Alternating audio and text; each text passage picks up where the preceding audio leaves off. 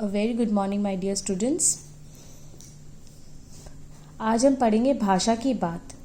ठीक है, नीचे दी गई पंक्तियों पर ध्यान दीजिए। जरा सी कठिनाई पढ़ते अनमना सा हो जाता है। सन से सफ़ेद। समानता का बोध कराने के लिए सा, सी, से का प्रयोग किया जाता है। ऐसे 5 और शब्द लिखिए और उनका वाक्य में प्रयोग कीजिए। आप देख सकते हैं जरा सी, अनमना सा, सन से। यहाँ पे जो सी, सा और से का प्रयोग किया है, इसी तरह आपको और वाक्य बनाने दिए गए हैं।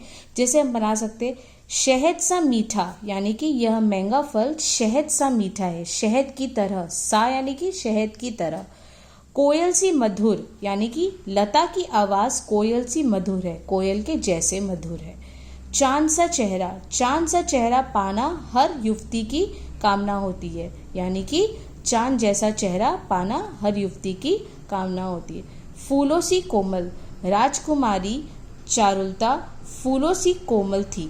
ठीक है, तो फूलों सी कोमल थी यानी कि फूलों के जैसे कोमल थी।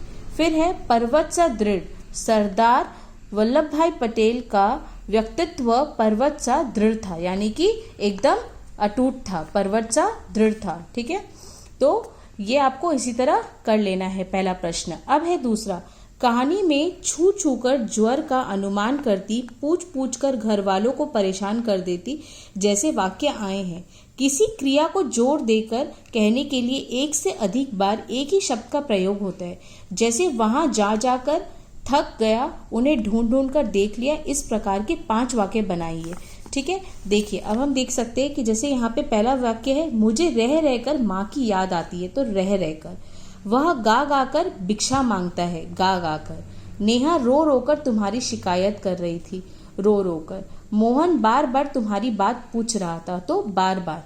गाड़ी धीरे धीरे जा रही थी, तो धीरे धीरे।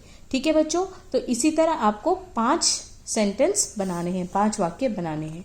अब है हमारा तीसरा प्रश्न। बोलचाल में प्रयोग होने वाले शब्द और वाक्यांश दादी माँ कहानी में है। इन शब्दों और वाक्यांशों से पता चलता है कि यह कहानी किसी विशेष क्षेत्र में से संबंधित है। ऐसे शब्दों और वाक्यांशों में क्षेत्रीय बोलचाल की खूबियां होती है। उदाहरण के लिए निकसार, ब्रह्मा, उरीन, चिड़ा, छौंका इत्यादि शब्दों को देखा जा सकता है। इन शब्दों का उच्चारण अन्य क्षेत्रीय बोलियों में अलग ढंग से होता है। जैसे चिड़ा को चिड़वा, चुड़त्र, पोहा और इसी तरह छौंका को छौंक, तड़का भी कहा जाता है। निकसार, उरीन और ब्रह्म शब्द क्रमशः निकास, उत्तरायण और ब्रह्मा शब्द का क्षेत्रीय रूप है। इस प्रकार के 10 शब्दों का बोलचाल में उपयोग होने वाली भाषा बोली से एकत्र कीजिए और कक्षा में लिखकर दिखाइए। तो देखिए हम देख सकते हैं कि यहाँ पे बहुत सारे शब्द दिए गए हैं। जैसे मिट्टी को हम माटी भी कहते हैं और मट्टी भी कहते हैं। घड़ा को घड़ली, मटका गगरी। चादर को चद्दर, ठंड को पाला। प्यार दुलार, विवाह ब्याह शादी। पुत्र पुत्र, लरीका बेटवा। स्नान को नहान। नाटक को नौटंकी। कौवा को कागा। कार्य प्रयोजन कार प्रयोजन। कृपालु कृपालु। हृदय हृदय। कृष्ण किशन।